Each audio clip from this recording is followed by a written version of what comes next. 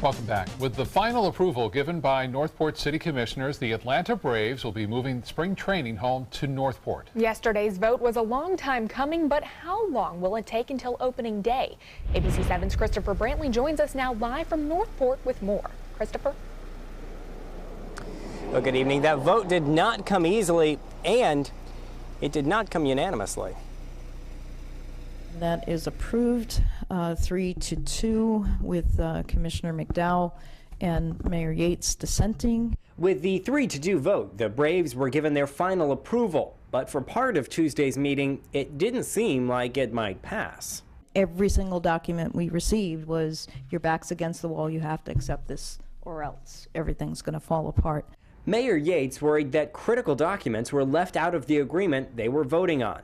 One example, she says, the multi-purpose fields around the stadium will double as overflow parking for game days. She was under the impression they would be dedicated fields for the community. My mom always said, if you're forced to sign a contract and you know there's things wrong with that contract, you shouldn't sign it. But at the end of the day, the West Villages, the organization spearheading the project, can now breathe a sigh of relief.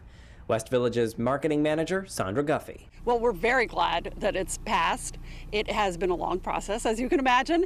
But that relief is short-lived. While the final approval has been given, now the hard part begins. Ground will be broken in October. Probably November, start to see a little more happening so that we are able to host the first game here in February of 2019. But it won't be cheap. City of Northport taxpayers dished out $5 million. Sarasota County spent $22 million in tourism tax dollars. The Braves themselves are paying $7.5 million up front. The West Villages applied for and got $20 million in state funding. All told, the project will be about $75 million.